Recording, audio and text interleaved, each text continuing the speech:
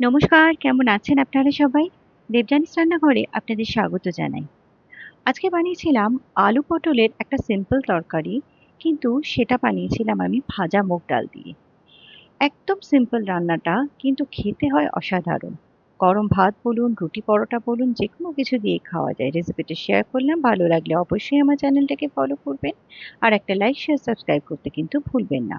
প্রথমে আমি কড়াইতে নিয়ে নিচ্ছি হাফ হাফ কাপ মতো মুগ ডাল। এটাকে ভালো করে একদম লাল করে ভেজে নেব। এটা ভালো মতো ভাজা হয়ে গেছে, এটাকে নাবিয়ে ভালো করে ধুয়ে নেব। এবার কড়াইতে দিয়ে দিচ্ছি কিছুটা পরিমাণ তেল। তেল গরম হয়ে গেলে এখানে কেটে রাখা পটলগুলোকে দিয়ে দিচ্ছি। সামান্য একটু নুন দিয়ে পটলগুলোকে বেশ ভালো করে ভেজে নেব।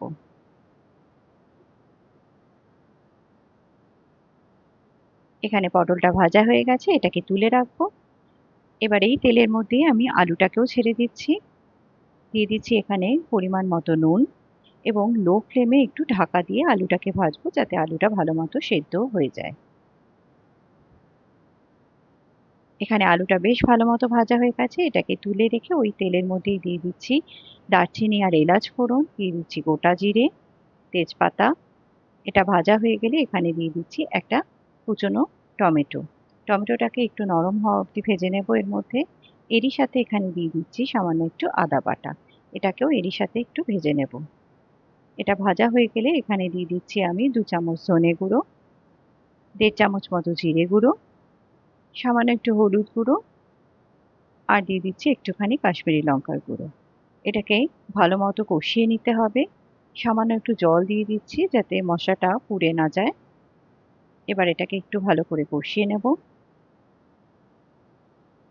এটা আধা কষানো হলে এখানে ভেজে ধুয়ে রাখা মুগ ডালটা দিয়ে দিচ্ছি। মশলার সাথেই এটাকেও একটু ভালো করে কষিয়ে নেব।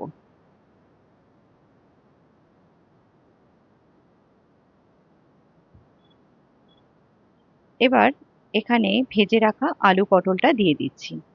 একটু লো ফ্লেমে এই ডাল আর মশলার সাথে আলু পটলটাকেও একটু ভালো করে মিনিট 2 জন্য কষিয়ে নেব।